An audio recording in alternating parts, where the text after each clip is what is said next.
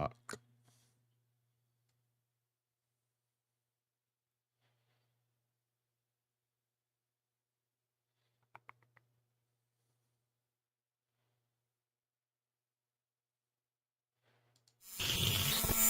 And now, the LSU Football Fix with Preston Guy, presented by TigerBait, starts now.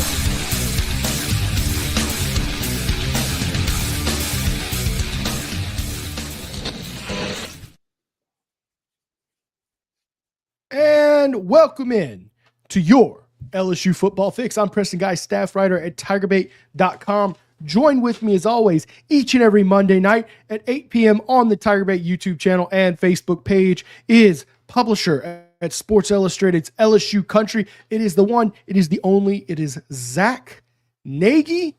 Zack, what's going on, bro? Not too much, man. Got back late last night from Nashville. Obviously, we're coming off of a brutal game for this program. We'll dive into it a little bit, but nonetheless, trying to shake back, get ready for Texas A&M week, and kind of keep this train moving. But nonetheless, I know you got something kind of dialed up to talk about with this team. Excited to hear what you got, and we'll dive a little bit into a couple other pieces too. Absolutely. We got a stacked show tonight. We had a lit post-game show where I kind of disorganizedly let it rip because I don't think you should be happy with what you've seen out of this coaching staff. And you got 53 million reasons to be pissed off right now. And I'm not going to center my focus on whether or not LSU should or should not fire a coach, but I'm going to center my focus and tell you why you should be dissatisfied, why what you've gotten out of the Brian Kelly era is officially disappointing and unacceptable. Okay. So I'm going to lead off reading a sentence to you guys that I should never have to come to this show and read to you. LSU lost to Vanderbilt this weekend. As bad as that sounds, I believe once you layer in context, it actually gets a little bit worse. And frankly, once you frame it within the conversation of where LSU is as a program right now, it's rough, man. So rundown tonight, I'm gonna prepare a little rant for you. I told you we gave you my disorganized thoughts last week. Or I should say Saturday night, I gave you my tonight it's going to be more organized thoughts, more written out, more well articulated. We're going to talk about where LSU's at in the polls. We're going to talk about Tyree Adams, his health status. BK gave an update. We're going to talk about LSU. It does play a football game this weekend. I guess some people probably wouldn't want that to happen at this point, but right. LSU does play number 3 Texas A&M. So the good news is you've got every opportunity to have a strong rebound and get right back online playing the number 3 team in the country at home. Of course, the show is going to be heavy centric on BK's future. We're going to talk a little bit about Elijah Haven. Some recruiting news came out on him today. LSU baseball found their way to the White House, which is always noticeable. And then, of course, we're going to get heavy on your comments. Guys, I'm going to encourage you tonight. I've got a lot prepared for us to discuss about. If you've got something pertinent you want to put out there, give us a super chat. I can't get to everybody's comments. I will try my best, but we're gonna do. I tell you what, I'm gonna get to my first quick little ad here. I'm gonna get to a round of comments, and then we're gonna get to ranting. Okay, get the chat a chance to get lively, get people up in here, and do our thing, guys. But before we get all into that, guys, we gotta thank our sponsor, Celebrity Theaters, for making everything that we do possible around here. They are locally owned and operated with locations in Baton Rouge and Ruston. Because they're locally owned, you're guaranteed to see a few things like a clean facility, better pricing, superior customer service, state-of-the-art technology. The Baton Rouge location has the largest and most invigorating arcade in town with 50 games. Guys, they've got a bar featuring wine, beer, frozen drinks, oversized leather reclining couches, and of course, they've got Dolby Atmos 3D sound system.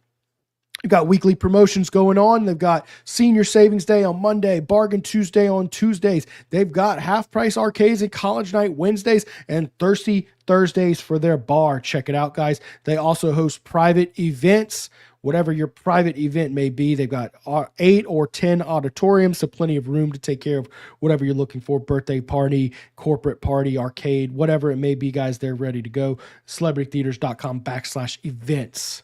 to get all your information on that. Let's get to a quick round of comments here. I like to get to my early birds here. Eric DeLion says, fire Brian Kelly. Kelly Whitley says, Preston, I like the Brian Kelly hire. I thought he might bring some stability. That's a fair take. James Sells says, BFF, if you know, you know. I accidentally shut my comments down. That's never happened. Preston, I was a Brian Kelly cheerleader, but the beginning, I believe he is original. I was a Brian Kelly cheerleader originally, but beginning to believe he is what he is. I also can't believe how soft we've become. I miss Tommy Moffitt. Fair comment as well. Fire 3449. Of course, he had the signature hit the like button, which you should be doing already, guys. Eric, they don't have $60 million to fire BK and then spend a fortune on a new coaching staff. You fire BK, you have to live in reality. And we'll talk a lot about that buyout and what it means. Let's see here. Tommy Moffitt, we miss you. Hit like, beat Mike. I see you. Let's see here. Brad David. Preston, is Bryce Underwood a mobile quarterback? If he was starting instead of Nuss, would LSU be any better or not? That's a difficult question. And yeah, he's definitely more mobile than Nussmeier. I actually has he ran a lot for Michigan? I know his passing numbers are disappointing, but he is a true freshman. I wouldn't say he ran that much, but yeah. I mean, at this point, man, you're probably more mobile than Nussmeier right now. So, I mean, it's definitely, he's definitely mobile in that sense. I mean, this is a guy who can extend the play, do some things with his legs. During his senior year, he really started to show flashes with those legs. So the true freshman, like you said, numbers aren't going to pop off the page just yet. But yeah, he's more mobile than Nuss for sure. I will say this. In the NFL, if you look at the trend, almost all of the quarterbacks who are any good are a threat to run. Every young quarterback coming out is a threat to run. So whether you were a true mobile quarterback or you're just someone who is a threat to run, you know what I mean? I think you have to have that element, right? Mike wants a true runner. I want someone who is a threat to run. Let's see here. Cody L says it's not a matter of if he'll be fired, but when. That's definitely the feeling at this point. And I'll address my true thoughts on what it would take for him not to get fired here in just a bit. Guys, y'all know it's about to pop off when I'm stacking the papers up. That's all I'll say. It's about to get serious, man. It's about to get serious. We know Preston's got something dialed up. Guys, LSU lost to Vanderbilt this weekend. Vander-freaking-Bilt, okay? Talk all you want about Diego Pavia, historic season, Vandy to the playoffs. Guys, I frankly don't particularly care, okay? This is LSU. It's one of 3 programs with 3 or more national champions since this BCS playoff era began, okay? You're in year 4 of the highest paid and biggest name coach at the time of hiring in program history. Every member of this team, whether it's back office, coaching staff, roster, player, quarterback, it's been hand-selected by that head coach who's getting paid $10 million. 90% of that is fully guaranteed, which, by the way, is a different concept of whether or not it's a good idea to give 60-year-old men a 90% guaranteed 10-year contract. That's a whole conversation in and of itself. Guys, your program at this point, the accountability goes straight to the top. Your program is a reflection of your head ball coach. He's in charge of everything. Every decision he makes either comes from him or comes from a decision that he made for that person to make that decision. Don't tell me fan expectations are too high, guys. The bar has been set unreasonably low for a program like LSU. Some people argued Les Miles got fired too soon. He won a national championship. He went to another. I get it. Guys, we're not sniffing Les Miles' success right now. The bar is so low, it's make the top 12. When's the last time you had an LSU coach and you were sitting there saying, guys, let's look, can we just make the top 12 at the end of the year, please? Guys, the bar has never been set that low, yet here we are. LSU hasn't come close to that low bar in 4 seasons. I mean, look, Vanderbilt in this NIL era, yeah, sure. They can pay players and they're better. Guys, they're still not close to competing with a program, the resources that a program like LSU has. Okay. Bama lost to Vanderbilt too. I get it. That was under year 1 of a new coach. And guess what? By year 2, a couple weeks ago, he kicked their ass. Guys, this is year quattro for BK. Winning a national championship is difficult. Takes a lot of luck. I concede that. Many of you get that as well. In fact, I would argue this is the most reasonable I've ever seen LSU fans getting, guys. That's where the bar has been set, though, because of what your coaches have done. You've got 3 consecutive coaches who've won a national championship at LSU, 2 of which never won anything outside of LSU. So again, that's why that bar was there, but we're being way more reasonable with Brian Kelly. We're like, well, you inherited a dumpster fire roster, it takes some time to build back. Oh, you did so great in your first year, man. Guys, we're talking about making the top 12 once in every 4 seasons, okay? Well, once in his first 4 seasons, I should say. We're talking about a coach who is now 8-11 on the road in his first 4 seasons, regular season. Let's filter out the meaningless bowl games because, Zach, I don't know about you. I don't give a crap about whether you kick Purdue's teeth in a bowl game where their coach was fired. Bowl games, they just don't mean anything. Guys, check this out. Zach, have you taken a look at who Brian Kelly's regular season wins on the road are? That's my thing, man. Like, I think everybody wants to sit back and talk about the home record, which I completely understand. I mean, it's great. It's good. It's good at home. Stadium. But at the same time, when you look at the road wins that he has, I mean, Preston, you put it out. I wish you could pull it up. I got it right here. I'm so glad you asked me to pull it up. I can pull it up right here. I'll read it right off the sheet. Those 8 wins, 5-7 Auburn, 6-7 Florida, 7-6 Arkansas, 5-7 Mississippi State, 7-6 Arkansas, 3-4 Clemson, 9-4 Clemson, a game where you got your butt whooped and you got lucky as hell to win. And frankly, the ref calls are a factor in that one. And, just timing, their quarterback got hit. You got really lucky to beat South Carolina last year. And guess what? The signature road win of the Brian Kelly era, I'm not taking this away because it is a great win, much better than it looked at the time. 11-2 Missouri, who went on to win the Sugar Bowl. That's it. That's your quality win. Those are your quality road wins. Outside of Tiger Stadium, guys, you're basically Kentucky, an SEC bottom feeder. That's what you are on the road. Every time you cannot beat a good football team if they don't come and play in front of 102,000 drunk, obnoxious Cajuns. It is ridiculous.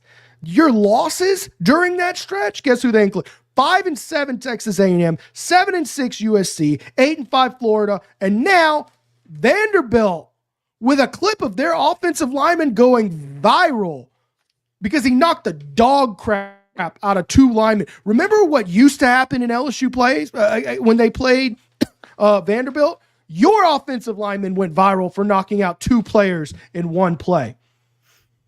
LSU away from Death Valley is a liability under BK, guys. Essentially, guys, I mean, to win a national championship, which should be the ultimate goal. I understand the first goal is make the playoffs. Guys, guess what? You're going to have to win 3 or more games away from Tiger Stadium. What about that list of those mundane 8 wins convinces you that you're going to get it done 3 straight times against top 10 teams? None of it. None of it convinces. You're 5-10 against top 25 teams. Your red zone scoring is 92nd in the country. You're 116 in running offense. Guys, are you telling me right now LSU isn't a program with top 12 resources? What tool does Brian Kelly lack to build a team that's ready to compete against good teams on the road? Time? Nope. You got hired in fall of 2021, boys. You've had time. Money? Nope. $20 million to rebuild this roster. You've got $2.5 million to hire a coordinator whenever you want, basically. Basically, if you say you need a coordinator really bad, LSU is willing to make that coordinator the highest paid coach in football. Not just college football. They probably are, if you look at the top paid NFL coordinators, probably right up there near the top. Talent base? Try again. You've got Louisiana, which is a hotbed of talent. Coaching continuity, you've had these guys in place for a long time now. You've been here 4 years. Both your coordinators returned.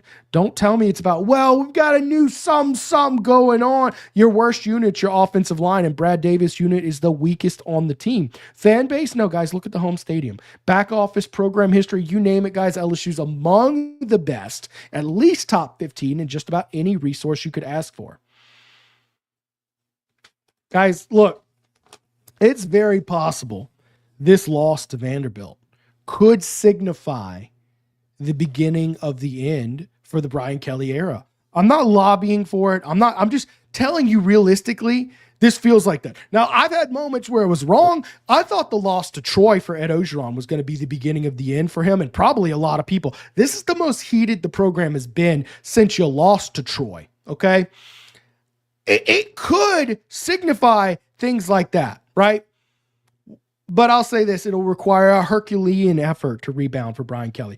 Right now, guys, you're staring 7-5 directly in the face. On a roster built to win now, you've got 16 players with starts on this team that are either seniors or juniors very likely to go to the NFL. I'm talking Aaron Anderson. I'm talking Whit Weeks. I'm talking Harold Perkins. Oh, by the way, he played nothing like a player that should be considering the NFL this weekend, but he is technically in that list.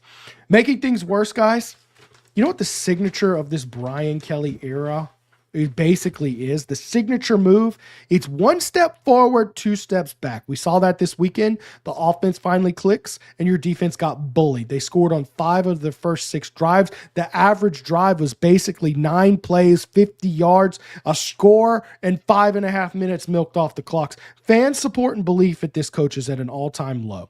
Now boosters and investors, fans have a decision to make. Invest another $20 million on the roster, which, by the way, you have to completely build from scratch for next year. I mean, the roster's getting nuked. It's not because the coaches have done anything wrong, roster, man. It's just it's a veteran team, and you went to the portal, brought a bunch of veterans in. Now you got to do something about it. Guys, there's no more excuses for Brian Kelly at this point. Everything is in front of him to prove him wrong.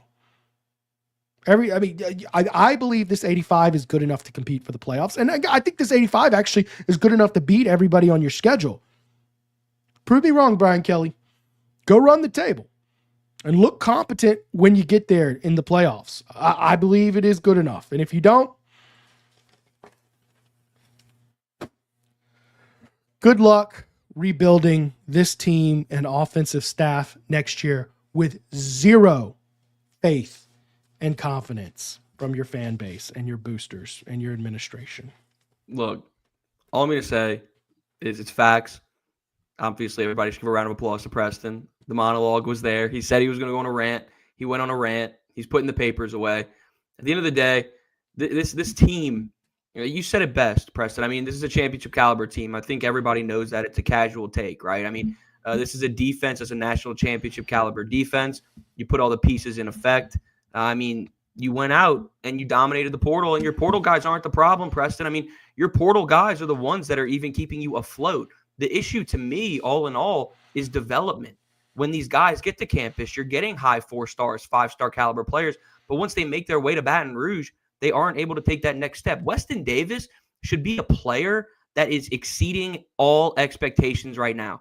This guy his arms are long as hell. He is an absolute freak in the trenches. The size he has is unbelievable, and he's a liability right now. So for me, when you sit back and look at this team from top to bottom, you're spot on, Preston. This is a team that is a national championship caliber team. The pieces are there, but from the top down, it is done. There's no development. This team cannot compete for a national championship now.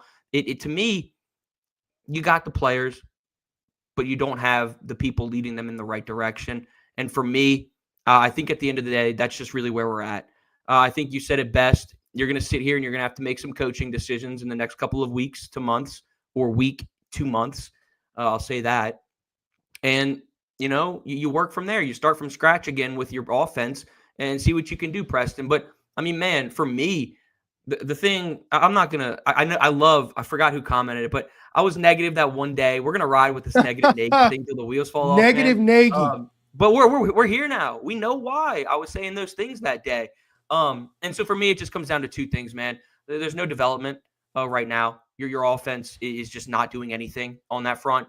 And for me, you just don't see that leadership on the field anymore. you don't see guys picking up each other. When Nussmeier goes down, I feel like it's a rarity when I see these people running over to help him up. Likewise on the defense, etc. So for me, I just think there's a lack of leadership. I think there's no development. I think there's a lot of players that are checked out right now. And is that the new era, Preston? Is that just what it is, where you get your bag and then, you're complacent, you got it, and that's it? So I'm in a pretty unique spot when it comes to this program. I believe in the players on this roster. I think that you have some dudes on this team. I'm a fan of Whit Weeks. I love guys on the offense like a Caden Durham. I love Trades Green, et cetera. You have the weapons there, but to me, I just feel like you're stuck in a place of just complacency. And it's going to be interesting to see how they can get out of it. This schedule's daunting. It's absolutely daunting. So we'll see where we go from here, Preston. But I'll tell you what, I'm sitting here in a spot right now. There was a reason in the preseason why I said where this team could go 9-3. The offensive line did not have that juice. There were some pieces that were missing. And I think a lot of the things that a lot of people were saying are starting to come to fruition. There's still time. Analytically, you still have a chance to make the playoffs. But I'll tell you what, the product that we've seen on the field would tell you that this season is pretty much wraps, in my opinion. I'm with you, man. Everything you've seen, I think you're staring at 7-5 right now. I see no reason to say you're going to beat Oklahoma, you're going to beat Bama or A&M. There's no reason, which is probably why you'll beat one of them and do just enough to go 8-4, which is, it seems like this just a step and a step behind the bar, just enough to say, well, you get one or two things going in your way, and who knows, man. You only lost to Ole Miss by 5 points, basically just enough to gaslight your way into saying you're a coordinator away. That's what I think is the epitome of the program right now. Elvis Joven. That's my negative Nagy enthusiast right there. That's my pal. I canceled my pay-per-win NIL contributions after Coach Brian Kelly presser today. I was hoping it would cost me real money, but I won't support this staff. Elvis is not the only one. He gave us $5 to us instead of Brian Kelly. Just that it's just you're far from the only one. And Stephen Miller, who's a good supporter of the show, no doubt. Best, same stale comments and answers from BK week in and week out. And every time Brian Kelly has a disappointing loss like he's had at LSU, and understands that he's not meeting the bar, it's like ChatGPT answers, and there's just no emotion that shows you can connect with LSU fans. In fact, it's like if this was a guy just trying to ride out a 10-year contract and get generational wealth secured and just kind of enjoy it casually, it's kind of like what you would expect from a guy in that situation. And I don't think it's connecting very well with the fans.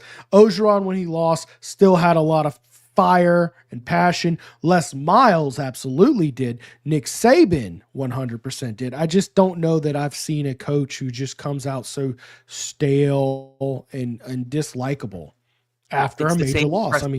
It's the same thing every time. I'm going to hit a table, show some manufactured emotion. I'm going to say it wasn't good enough. We have to coach better. And it's just, again, it feels like ChatGPT responding, man. That's really what it feels like.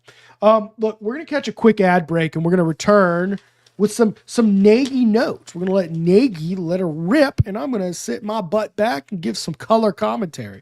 But before I do that, guys, we got to talk to y'all about the official electrical company of TigerBait.com. Dykes Electrical, guys, whether you need lights on or lights on Tiger Stadium or a humble TigerBait studio, guys, LSU might not be wired for success right now on the football field, but Dykes certainly is. Okay.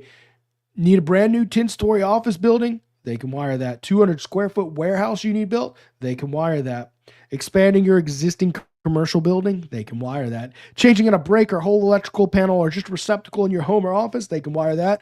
Upgrading the old lighting in your home or office? They can wire that. Give them a call at the number on your screen, 225-216-9180 for a free estimate on your project. Make sure to let them know TigerBait sent you in. Another great pick, guys. If you're looking for some good food here in Baton Rouge, it's downtown. All TigerBait live shows are brought to you this football season by Struby's Seafood and Steaks, located on 107 3rd Street in downtown Baton Rouge. Struby's prides itself on providing a 5-star dining experience for a reasonable price. Struby's is locally owned with ownership in the building daily, taking a level of pride in the food and service you just won't see from a corporate establishment. Struby's features a full menu of specialty items such as USDA prime Black Angus steak and 100% certified Wagyu New York strip. For those looking for something outside of red meats, they offer items such as the dry-aged pork chop, black truffle lobster pasta, redfish, and plenty more. Book your reservation online at strubys.com. Make sure to let them know that TigerBait sent you in. Guys, the team might not be looking good, but I'm going to tell you there's no reason for you not to be looking good when you show up to Death Valley this weekend at 6:30 against the Texas A&M Aggies. And the best place to get all your officially licensed LSU gear so you can look good is Alumni Hall. Guys, they're your ultimate shopping destinations for LSU fans. They've got it all. Nike, Champion, Johnny O, Honor Reserve, Peter Millar, Southern Tide, hats, Yetis, gifts, accessories, and more. Shop at their store in Perkins Row or anytime online at alumnihall.com. Guys, I got a discount code to share with you. When you shop online or in person, use the word TigerBait, all one word, TigerBait, and you're going to get 10% off your purchase. Go shop with my friends at Alumni Hall and use the code TigerBait to save. And with that being said, Zack Nagy, I give you the floor. Look, man, there's not much for me to even say about today's Brian Kelly press conference. I mean, that was the thing that we were really going to sit down and kind of dissect today. But the one thing that I kind of just sit back and think about time and time again from what he said is the O-line. I mean, it pans back to last week, like he said, right, where he talked about how Weston Davis's job is pretty much secure and they're not going to put up really a position battle on that front. So today, once again, fast forward to his press conference, Preston, and you get some questions about that left tackle spot with Tyree Adams, who's going to be out at least this week, potentially more after that. Lucky for the team, you get a bye week after. But, man, you sit back and you look at – that's a hilarious comment. I'm just leaving it up there for a little bit. And, man, you look at the replacement that he's saying, and it's DJ Chester, and I just feel like it's lazy. I feel like it's lazy.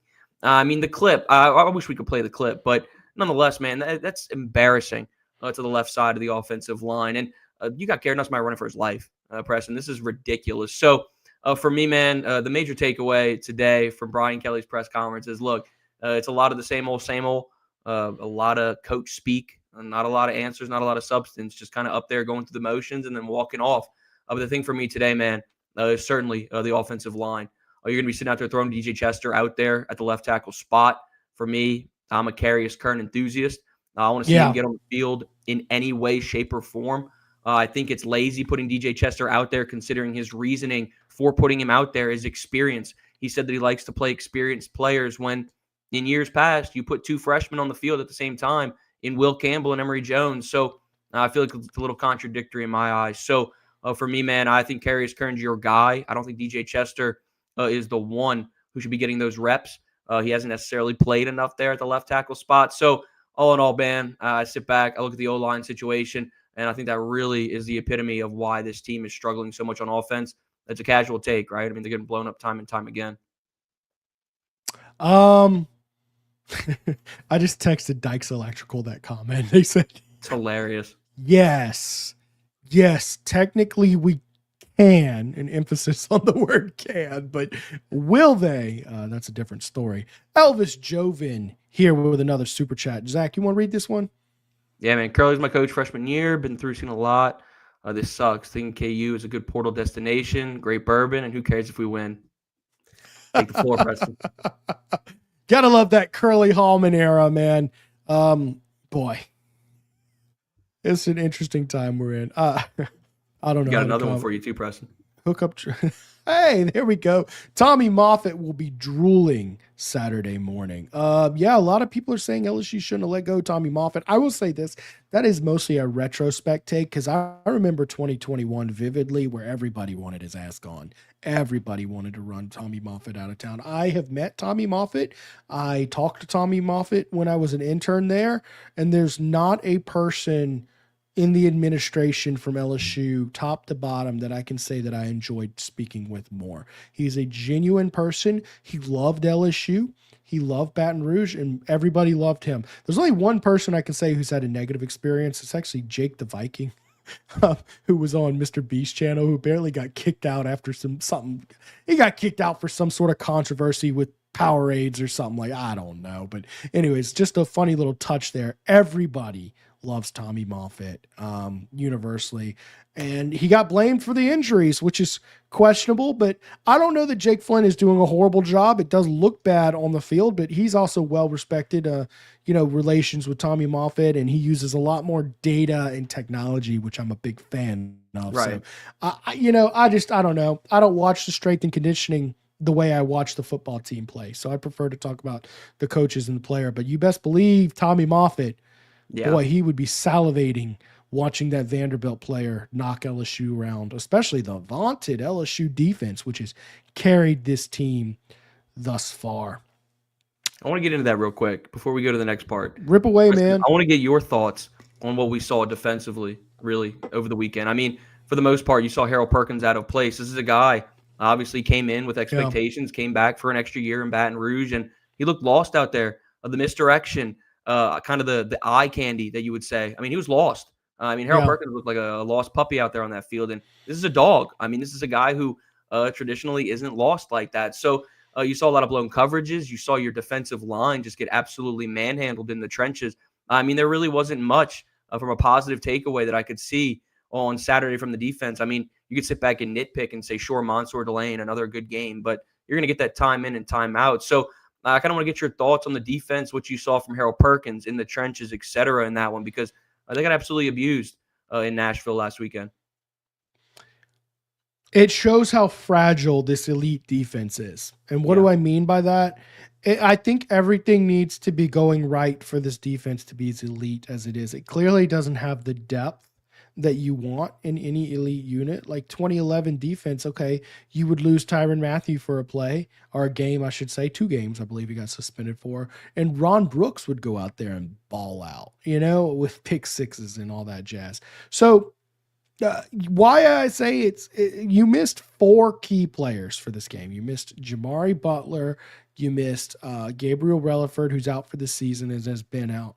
You were missing Bernard Gooden, who has been an anchor. I mean, he's been a stud for this defense, and defensive tackle like that can open up other players to play well. On defense, you really feed off of each other a ton, man, like a ton. And it just showed. And then Whit Weeks wasn't there to clean up the way we've seen, and you've just seen how fragile it can be when you're missing the guy to clean stuff up or hold the block down the way you need. Just how out of order a guy like Harold Perkins can be. And then you throw in the fact that you've got a guy like Diego Pavia, who is he's a slingshot, man. Boing, boing, boing, boing. And he's looking to improvise. And you have to play disciplined assignment. And look, Jake Pyburn on the 4th and 1 play was an excellent example of, he has him up, good contain. He's playing good defense, but sometimes good defense, you need more good defense. Someone has to cover the guy down there. You can't just rely on one good pass rush, and Diego Pavia proved that all day long. Then there's effort situations. There was a 4th and 1 play on the goal line for a touchdown. I know exactly what you're talking about. Vanderbilt running back, and I can't remember his name, got stopped a yard short of the 4th down. Harold frickin' Perkins is standing, watching him, looking over him in perfect position to jump over them and throw him down. He's like, oh, cool. He stopped. They got him. My boys did it. I can sit here with my hand on my hips and not make a play. Instead of blitzing like a man, like a kamikaze pilot, and blowing that crap up, that's the mentality you got to have on defense, by the way. You got to be a kamikaze pilot saying, I'm throwing it all on the line and I'm taking this guy out. He will not score on me. And guess what? You didn't get that. You didn't get that. You had a guy standing there, hands on his hip. It's 4th and 1. The game is on the line. Your season is on the line. Who in the hell let Harold Perkins stand there with his hips on his hands on his hips. Who is tolerating that? Why is this culture and this team one that not only are the coaches not getting on his ass apparently, but why aren't the other 10 guys and 45 guys on defense harassing the hell out of a player who does that? That's what I want next. We've sat here and we talked about development, talked about coaching, we talked about all these different things, but the last thing that I want to get from you is like the culture. I think obviously we've seen that on social media going crazy right now, is that they're soft, all this and all that. What's your take on that? But hold up. Everybody's liking this question. Pull this one up real quick. Pull it up. Let's see. This one. Has Whit Weeks been putting Harold Perkins in the right place without Whit in the game? Was Harold? That's a great question. I would argue that's very likely. Hopefully West is veteran enough to help him do that. I don't know that Harold Perkins was lined up, misaligned, so much as he wasn't reacting during the play, but certainly players do feed off of each other, communicate with each other. They have certain things they expect out of each other. I don't know that Whit Weeks is sitting here telling him, hey man, when you've got a quarterback who can move like this, don't abandon outside contain when you come in on a blitz. Because if you crash the inside, all he has to do is one step out and you're it. Yeah. That's it. The contain is gone because we blitzed you and you gave up outside contain. I don't know that Whit Weeks is that. Now, Whit Weeks might be able to clean up the mess if he misses that a little bit better because he's a little bit better of a player, but yeah, no. I don't know. I think it's more deeply concerning the lack of desire. The lack of desire that shows up on film from this team not wanting to get that 4th and 1 stop. What does it stem from? Does it stem from culture? Does it stem from the new NIL era where these kids are getting paid and then just it's a done deal? You got your bag. I'm out now, like the NFL. For the most part, like where does that stem from to you? Because for me, man, go listen to players who were a part of great teams, okay, and listen to them talk. They won't allow someone to be standing with their hips on 4th and 1 on the goal line.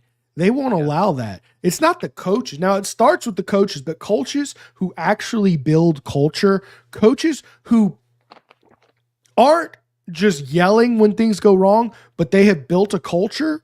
It starts with him, goes to his assistant coaches, goes straight to the players, and no one in the building tolerates it. It is intolerable behavior when the culture is there. And the culture starts from the top.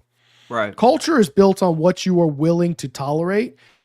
And there's just things that your team will not tolerate. And these things are clearly tolerable because they continue to happen. We continue to see these soft plays. And then on top of that, there's the disarray of strategy that we're seeing. When it is 4th and 1 on the goal, 2nd and 6 inches. 2nd and 6 inches. You have the ball. Caden Durham runs the ball 51 yards. I don't know why he's caught from behind, but apparently he's not full speed, okay? If he's not full speed, great. Roll with Harlem Berry because Harlem Berry ain't getting caught from behind on that play. You finally get a wide open hole.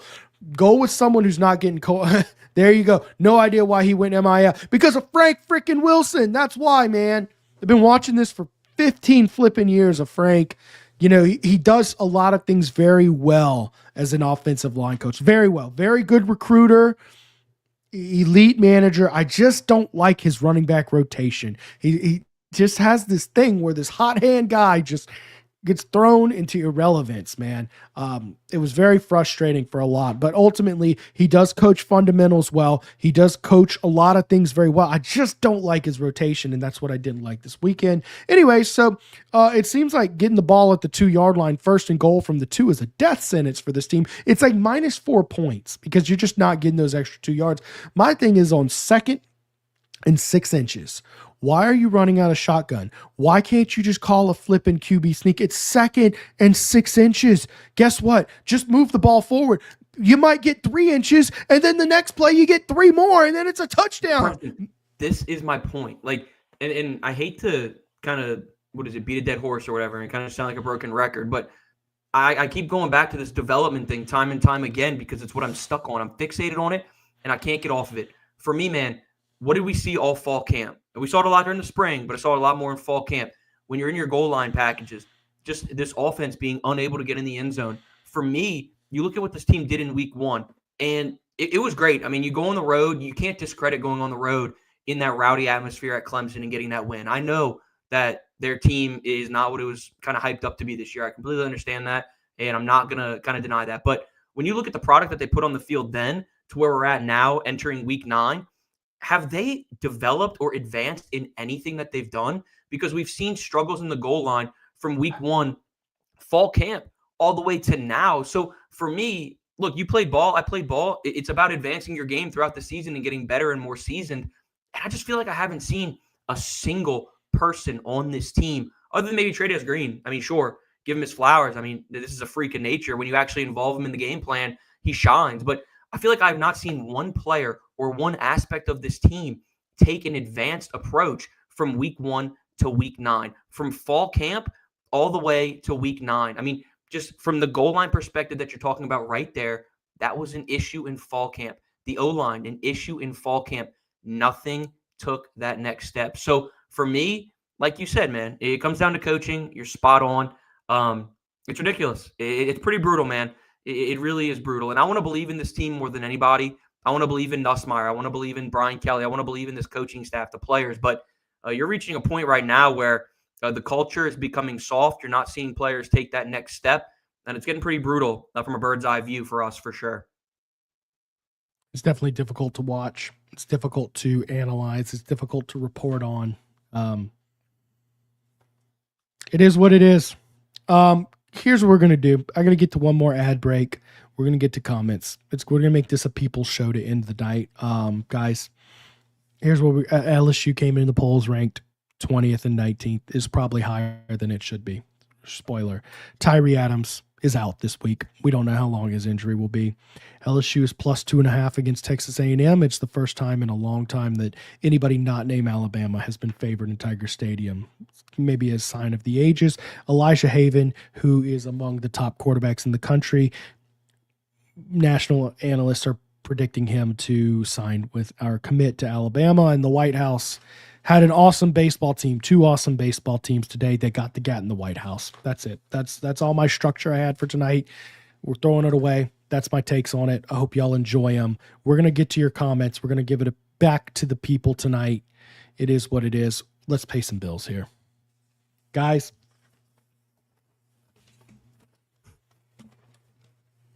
if you're looking to commiserate after an LSU loss, we had to adjust the script, by the way, because they can't win games anymore. If you're looking to commiserate after a loss, guys, make sure to check out Capital City Grill's brunch. Okay, they're open on Sundays. Let's see, 10 a.m.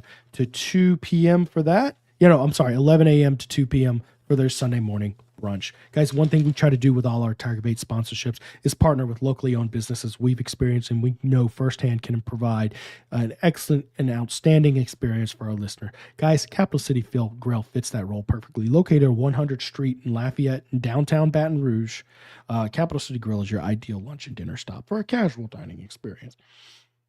They feature a variety of sandwiches, burgers, seafood, pastas, steaks, and more, with almost everything priced at $30 or below for an affordable experience. Book your reservation online tonight at Capital City Grill and make sure to let them know that TigerBait sent you in. And guys, our friends at Genesis of Lafayette, guys, are really the premier luxury dealership offering the finest cars and SUVs in the region, coupled with the best service of anywhere. Genesis of Lafayette has a huge inventory of new and certified pre-owned Genesis vehicles. For a truly first-class automotive experience, guys, it's Genesis of Lafayette, 6600 Johnston Street.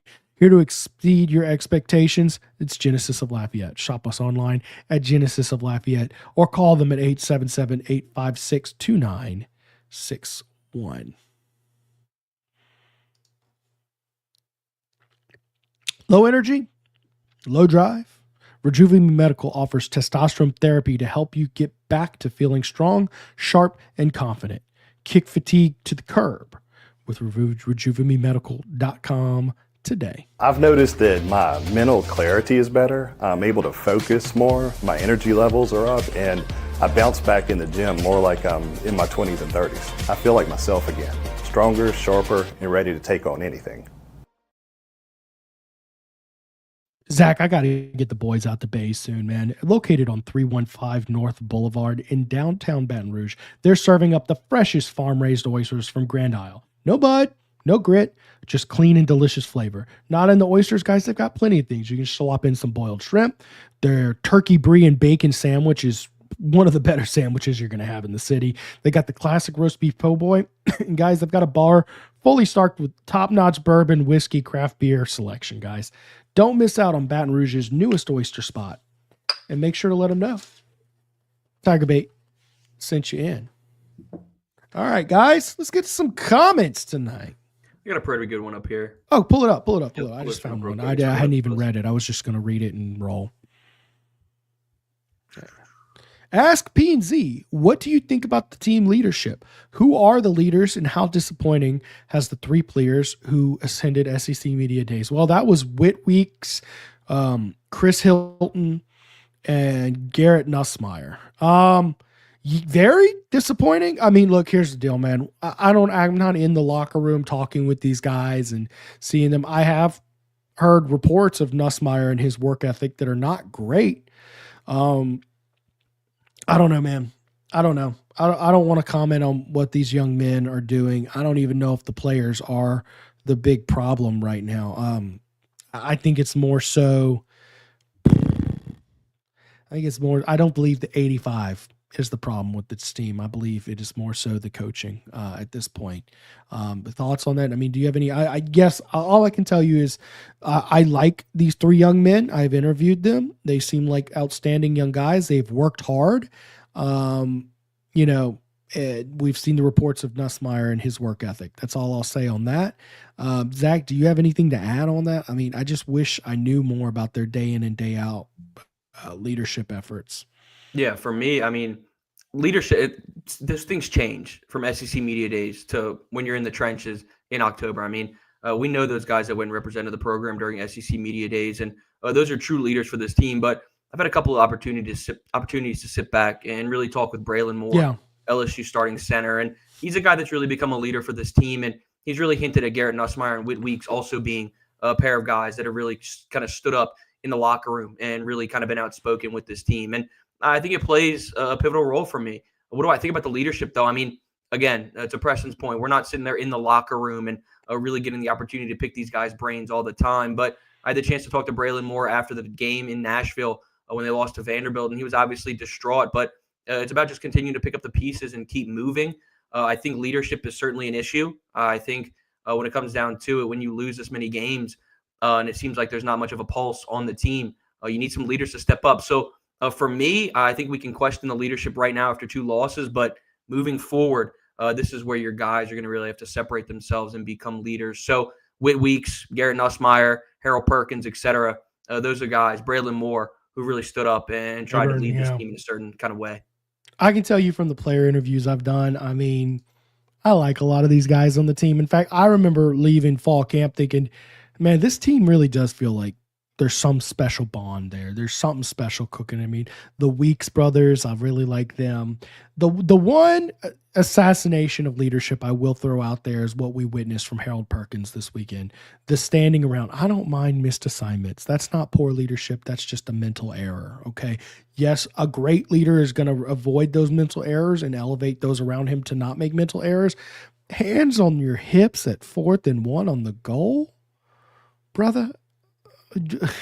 Sacrifice your body and make a play. I mean, that's the one indictment I will throw out there. That's it. And I hate throwing players under the bus, but gosh darn it, you're making more money than me and Zach combined. Suck it up and deal with some criticism. Gosh darn it. Preston was spicy after the game. Preston was spicy tonight. Preston is still spicy. I yelled at my son, my 2-year-old son this year. Tonight when I showed him the Get the Gat video from the baseball team, and he looked at me clueless. And he looked at me clueless because he didn't know what he was watching, and he's 2, not because he didn't know the reference. But I explained the reference to him and yelled to him about how great the 2019 national championship team was. I literally went ad nauseum talking about it. That's how spicy I am. How come you guys do not mention Scott Woodward? He is the one to hire BK and should be fired. Let it rip, Zach. You start this one. I think it's a fair question. I think when you look at the revenue that football brings in, it's significant. But at the same time, you're not going to be perfect. I saw a lot of people talking in the comments. Our guy, Stephen Miller, give him some credit, man. This is the guy. He's a loyal follower of us. Big shout out to Steve. But when you get Jay Johnson in the building, you get Kim Mulkey in the building, those are pivotal hires, big time hires. So you're not going to be perfect. But at the end of the day, when you look at the revenue distribution, you look at different things in that regard, you have to nail that football hire. And that's an extremely important one. So why do we not mention him? It's a difficult kind of situation there. But nonetheless, I definitely hear where you're coming from about that. But at the end of the day, you bring in Kim Mulkey, you bring in Jay Johnson. It's hard to sit back and nitpick too. And by the way, the other hire that he's quote unquote botched, which by the way, but BK is a Herculean effort away from being a botched hire at this point, by the way. Matt McMahon, I do not discredit him for hiring. Yeah, I can't. I don't. Yeah. I don't. I know. I mean, it is what it is. Now, some people, I talked to Jacques Doucet I went to do Jacques Talk today, which by the way, should be out around 10 p.m. tonight. If y'all looking for a good listen. It's out. Oh, look at that. All right. Well, y'all go check out WFB for the Jacques Talk I did with him. Spoke ad nauseum about him. And ultimately the basketball program was damned. I mean, they had a rough situation. It's not a blue blood program, guys. I mean, LSU's a middle of the pack. If anything, LSU's history for basketball is one of disappointment and a handful of Final Fours with some stud. I mean, you got Shaq and you've got Pete Maravich and you've got, Muhammad Abdul-Rauf and all those guys, right? But LSU is a basketball program of underachievement is what it is. And then you throw in NCAA violation. Who the heck were you going to hire? Matt McMahon was as good a hire as you're going to get, and he's had a tough call, and he's recruited well. They just can't. He got hosed. Let's just be real. He got hosed. Matt McMahon or Woodward? Matt McMahon or Woodward? I need you to clarify. Matt McMahon. Yeah. I love Matt McMahon as a person, as an X's and O's guy. I mean, I like Matt McMahon as a whole. He just got put in a really difficult situation that's just nearly impossible to dig out of. I will always be one of you, JTL. Always. But here's the thing. And by the way, if you have to pop out, just pose off. Tell me. Let me know. We got okay. All right. Zack has some other commitments once the show ends, and we're coming close to his deadline here. So if he rolls, I'll just handle. I'm gonna go a little bit late with y'all. We're gonna vibe out with some comments tonight because y'all are worth it. Okay. Here's the deal though about Matt McMahon. Yes, he got a horrible situation. If you think what Brian Kelly inherited was bad, what he inherited was 10 times worse. But the bar is also far lower. The bar is not being the 12-team playoff for Matt McMahon. It's being a 68-team playoff. Hell, probably for him, the bar was do it every other year eventually because he got such a bad situation.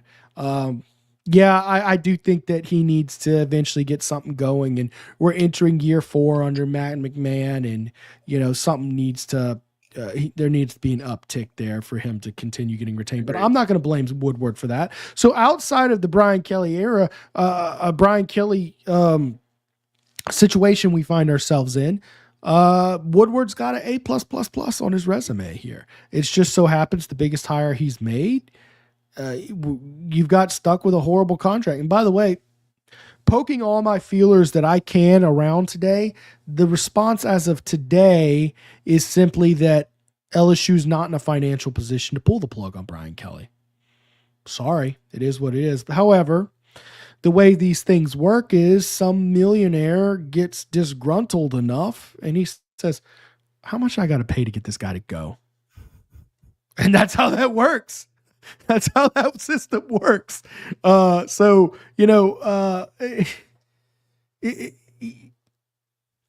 a flawed system, but it is what it is, guys. And right now you're staring at 53 million problems if you don't like it. And then there's the whole argument of, is what he's doing awful enough to get those guys motivated to do it? I think right now you'd think so, but maybe it needs to get a lot worse. Guys, how would you grade Joe Sloan? Zack, take that since you might have to pop out soon. Yeah, man, it's been brutal. Kind of just watching the play calling here. You and I were talking a couple minutes ago about kind of the hot hand approach and where you kind of stop when someone gets the hot hand. And for me, I kind of feel the same way a little bit about Joe Sloan. I think the play calling has been a little bit sporadic. I got to give them some credit though.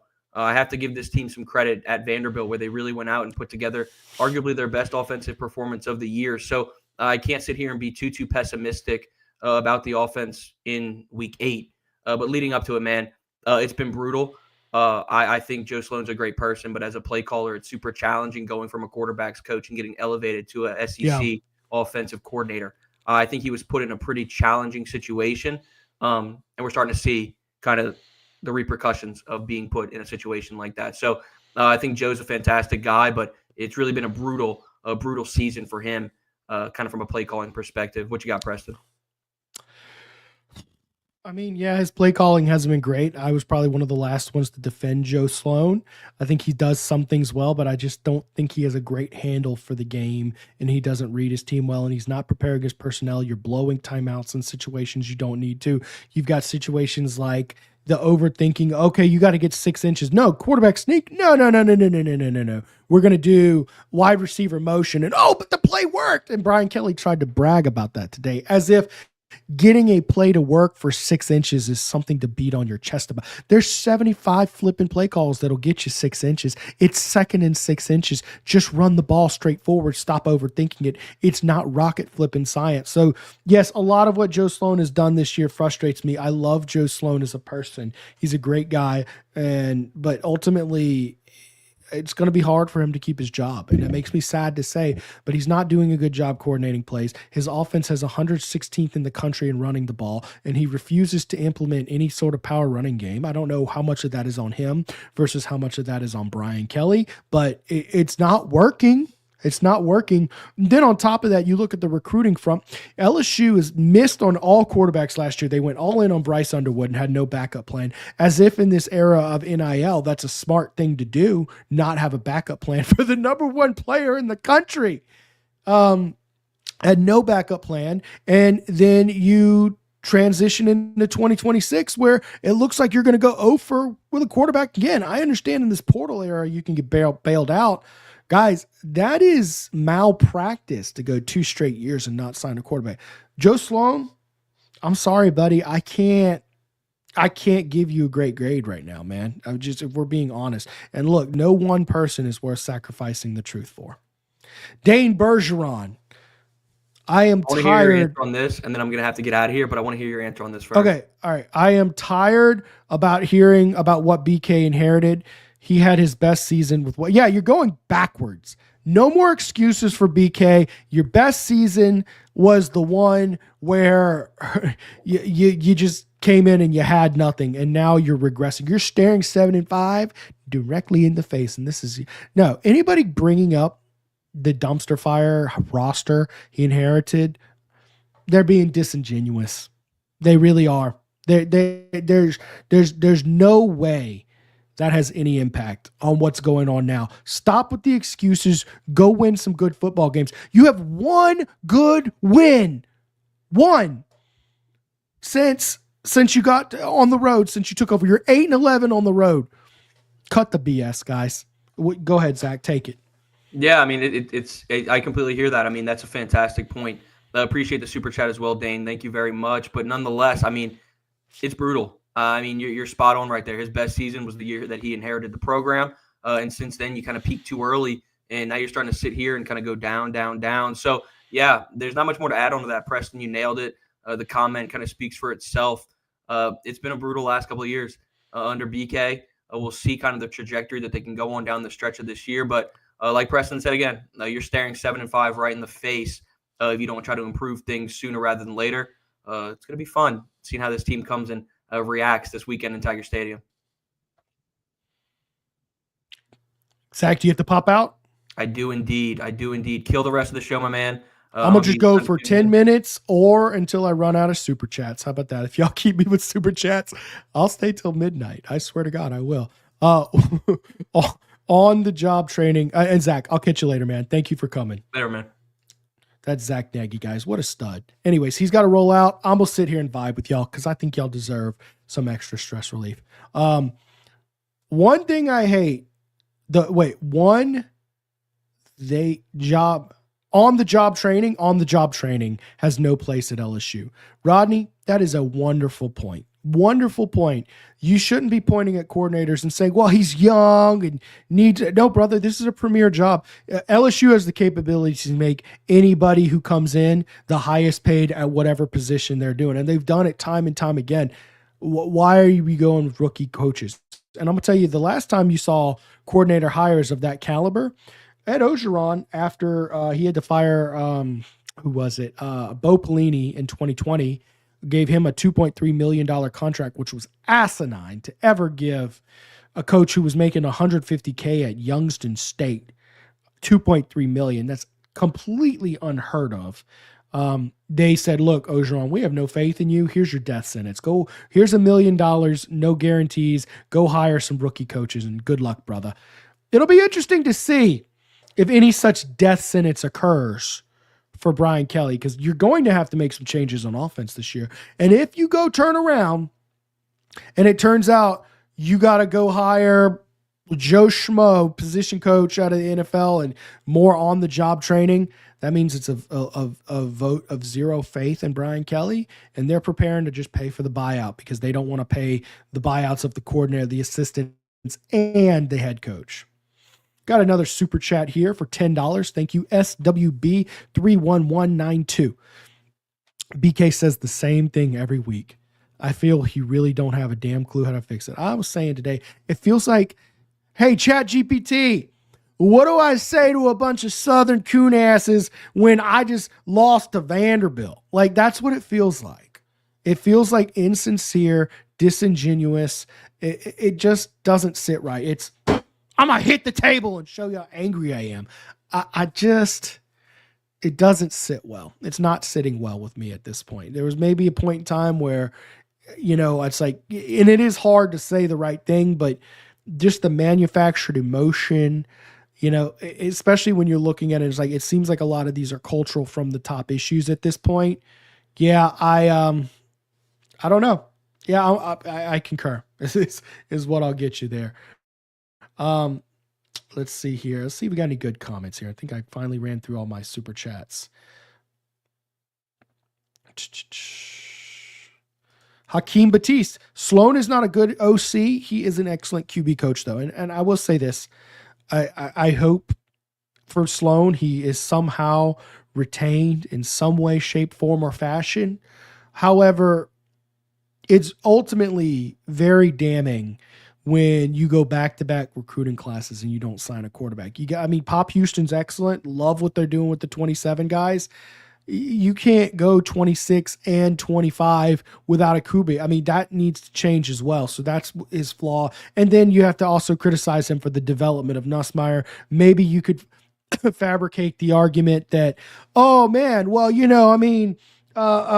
he's focused on calling plays and he's not. Well, then great. But still, why'd you sign up to be the QB coach and OC if you couldn't handle it? Anyways. SWB follows his $10 super chat with a $2 super chat. Absolutely agree. 100. Glad you agree. Dane Bergeron, great supporter of the show, with another super chat here. Why do reporters ask such softball questions at press conferences? Dane, I will tell you, as a reporter, I have from time to time tried to ask questions that more so evoke insightful responses, more so than aggressive targeted questions. Some people got mad at me for asking Billy Napier about Corey Raymond and his unit getting 5 interceptions. Mike Scarborough, I thought, asked a very good question that made Brian Kelly look a little ill-prepared today, for lack of a better term. Scarborough asked him what the success rate coming out of a timeout is, because he knows he tracks a million metrics. And Brian Kelly was just like, we don't track that. Do you? He just doesn't track what their success rate is coming out of timeout. There's a billion data points, but that's not something he tracks. If you want to know the true answer to your question, it's because reporters have to maintain a relationship, and that's what their careers are built off, is maintaining a working civil relationship. If you don't have access, it's really difficult to do your job as a reporter. And that's why you get a lot of softer questions. But also there's a lot of concepts in play about you as a reporter. You really do want to be professional. You don't ever want to go in there and just be like, hey, coach, why do you suck? You know what I mean? Like there's just a certain bar. So I know I kind of danced around that. I know my position doesn't allow me to necessarily comment fully and directly on that, but I hope you do recognize that some of them are trying to ask pretty difficult targeted questions, but they also have to be insightful and, ultimately maintain a relationship. The guy from the Waterboy says, "Oh no, we suck again." And that's kind of what it's been since 2019. As long as he is the AD, it is literally his job to hire the next one. Talking about Scott Woodward. Guys, I've gone on record a few times, and of course, this depends on who LSU hires as a president, because that's also an impending thing coming down the wire. They got to hire a new university president who is ultimately in charge of the athletic director. And I'm very curious to see just how pro athletics the new president is, because President Tate was the most pro athletics I've ever seen. I mean, I don't remember a more pro sports president than him. I mean, F. King Alexander was horrid in terms of supporting athletics. But I tend to believe that Scott Woodward has the backing and resume to be a two coach hire AD, meaning you botched one hire, you're going to get a chance to hire another one. That's what I think. I think Woodward's one of the few who will survive that. Just my opinion. I fully respect it if you don't support Woodward and you do want him fired so he doesn't make the next hire. I get where you're coming from. He said Vandy was a better team. Duh. Whose fault was that? And American Patriot's a great supporter of the show. He's been here for many years. Appreciate his support. Yeah, Vanderbilt sure was the better team this weekend. But here, I had a lot of people on Twitter getting after me. But Preston, Vanderbilt's a good team. They're going to the playoffs. Since when has LSU been a job where you're playing a good team in the road, so you just shouldn't win that? Think about what you're saying. Preston, you had 15,000 jacked up Vanderbilt fans in the stadium. So, 25,000 of your own, but 15,000 jacked up Vanderbilt fans. You weren't at Tiger Stadium. You didn't have 100,000 fans rooting for your team. And they're a good team. So you can't beat a good team because you're not a good team. It's asinine. Guys, let me read this list of road wins to y'all one more time. And if you didn't catch the rant at the beginning of the show, I understand a lot of people come in and out. Go rewatch it afterward. I really dug in. You have beaten 5-7 Auburn, 6-7 Florida, 7-6 Arkansas, 5-7 Mississippi State, 7-6 Arkansas, 3-4 Clemson, 9-4 Clemson by South Carolina by the skin of your teeth in a game you shouldn't have won, and then 11-2 Missouri. Guys, you don't beat good teams on the road under Brian Kelly. You don't.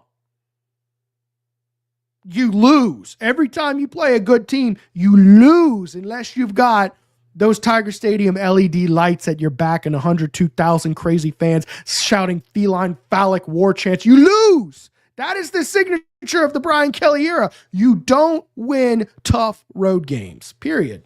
That's what it's been.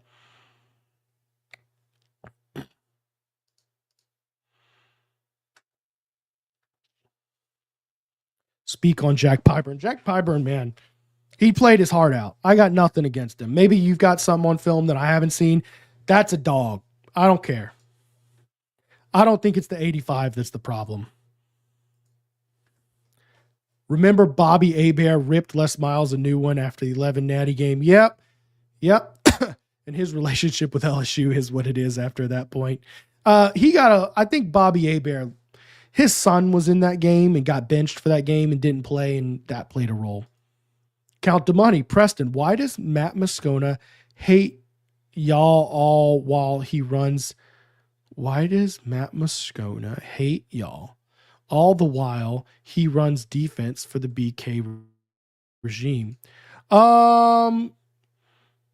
Me and Moscona have a good relationship. Moscona, we had our one beef altercation that one day a couple years ago where he said, "Who is Preston guy?"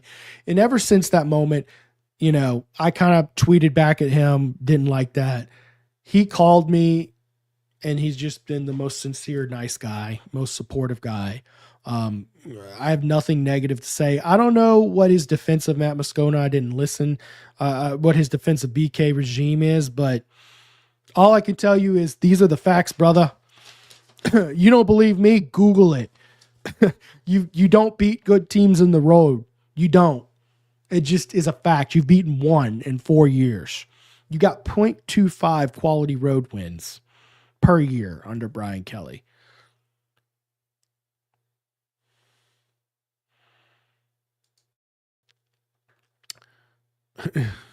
Jody gonna be mad. No one shares his trash opinion of Piper. Yeah, I mean, I don't think Piper's a problem. He's a dog. Matt Flynn, next head coach at LSU. T-Bob will be the next AD. Very funny. Oh my God. Pierce Lee, dude.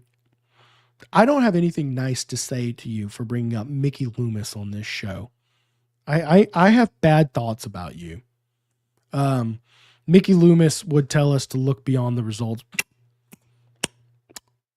Yeah, whatever. Mickey Loomis. 1-6 Mickey Loomis, man. Keep paying the old people, Mickey Loomis. You're doing great. Matt keeps calling Mike Scarborough a podcast guy who doesn't cite sources. Does he really? I've heard Matt Moscona say that kind of stuff. I'll go back and give it a listen. I don't think he'd be talking about Mike. I've talked to Matt about Mike Scarborough, and he has a lot of respect for Mike Scarborough. I don't know if he's talking about Mike Scarborough or guys who, so TigerBait is a news organization at its core. We've been backed by rivals. It's been around for 25 plus years. There are a lot of podcaster guys out there. I think he's more so talking about like independent podcasters who really have no one holding them accountable. The guys who can't really lose a press pass, or the guys who, maybe are, God knows where. I don't know if he's talking about Mike Scarborough, but if he is, cool, good for him. I mean, people say stuff. Oh God, I don't want to turn this into a Matt Moscona. we're all hurting right now, Preston, brother. I'm hurting real bad right there with you. Golly, man, I can't get I need a comment here that's not Matt Moscona. I might have to wrap this up here tonight, guys. I'm already 12 minutes late. I told y'all I'll go late and commiserate with you. BK is saying the same things as Mickey, man. There is something just particularly infuriating about watching someone in sports do a bad job, try to gaslight you into thinking they're doing a good job. And that's why it feels the same. Franco Nation also says we're going 6-6. I think they beat Arkansas. I think they beat Arkansas.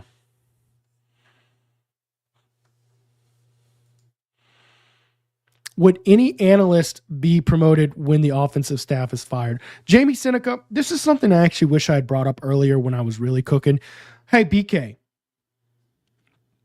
you're still playing for everything, my brother. You're 5-2. You just got to go do what seems to be a task that is only insurmountable based on what you have built. Go win every game this season, okay? This 85 can do it. I believe they can. Okay, Mike Scarborough does it, but I believe they could. And I think if you're dead serious about it, make those changes now. Maybe it's not firing somebody. Maybe it's rearranging. Maybe it's personnel decision. Make some wholesale changes to this team right flipping now. Look at UCLA. The same team that was 0-4 and got blown the frick out by New Mexico is kicking everybody's ass right now. They're 3-0. They're 3-0 going into their date with Indiana, man. Make some changes now. Do something. Stop waiting until the end. Well, we're going to evaluate things and see how it goes. No! Get serious. You're flushing away a championship quality, a playoff quality roster. I will say that concretely with all my chest. These 85 guys are good enough to make the playoffs, and you're flushing it down the toilet because you don't want to make any real changes. Oh, well, we evaluated the team. We looked at what plays are successful, and we're going to start calling those a little bit more. And you're still going to see disarray in the red zone. You're still going to see trying to outsmart yourself with play calls. You're still going to see all sorts of junk from this team. And no one's going to do anything about it. Make some wholesale challenge. That's my challenge. Make some wholesale challenges. You can improve. Look at UCLA. You just have to have the cojones to do it.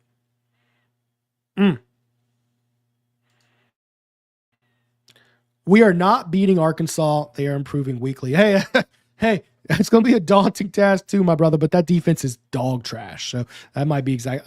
I think 6-6 is a bit of a stretch. I think you're staring at 7-5. That's all I'll say. I don't think you're going to go 0 for 4 in those SEC games. That would be, whoo. I think this team still does some things well. I really do.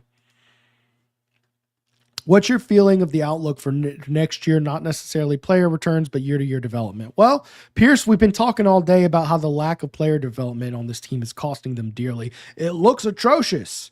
It looks real bad. Okay. And it doesn't give me hope. Now, I will say this. I don't really like to comment on how good or bad the team's going to be next year because teams can add 40 players every year. Who are the 40 players they're bringing? I don't know. I mean, what if Diego Pavia comes back for an 8th year and he comes to LSU for a big paycheck? That could change things. I don't know. I mean, what happens when, what if they bring in Billy Napier as OC? That could change things. I mean, yeah, there's just too much that changes during the offseason. It also can go, I'm talking the positive, it could go in the negative too, by the way. What if Blake Baker takes a job elsewhere and his defense all enters the portal? What if all these players get frustrated and they say, we're out of here, portal? It could, but Pierce, I don't mean to be hyperbolic, but I mean this when I say it. It's foolish to talk about what the team's actually going to look like next year. They could go 2-10 or they could go 12-0. Now 12-0 based on what, from the top we've seen, it does appear there. It seems like right now that there's a ceiling with what a lot of this coaching staff is capable of. And I guess that's what's frustrating. Dane Bergeron with another $10 super chat. I told y'all guys if we keep the super chats going, I'll go to frickin' midnight. I don't care. I figured out a way to raise money for the BK buyout. Ruffino versus Moscona MMA fight in Tiger Stadium. Have Mike and Buddy promote it. It should be a sellout. I've seen the Boosty concert tickets idea. I've seen Ruffino versus other podcast guy. I can't remember his name right now. I've seen someone on Twitter talking about oh God, I cannot even remember all the fights that be. I would pay every bit of that to see that. Both those guys are in excellent shape, by the way. Ruffino has lost 150 pounds, something like that, on his carnivore diet. Dude looks good, man. I'm so happy, and more so than the way he looks, man. I mean, he's got a beautiful family, wife, kids, and he's going to be healthy there for them for a long time. And Moscona's done the same thing, man. Lost a lot of weight. That'd be one heck of a fight. Whatever the charge is, whatever the cause is, I'm down. We had no quarterback before Burrow and Daniels walked into the locker room. That's from Christopher Slim. We've got more Notre Dame fans. I want to thank my Notre Dame fans for supporting us for over the years, man. Y'all have been great. The trolling has always been, as trolling goes, very respectful. It's high quality people trolling us. No, have Matt Ruffino fight the mascot for the buyout. Okay. Oh, look here, Ruffino versus Lon. That's who it was. Thank you. Why they won't let someone else try at quarterback?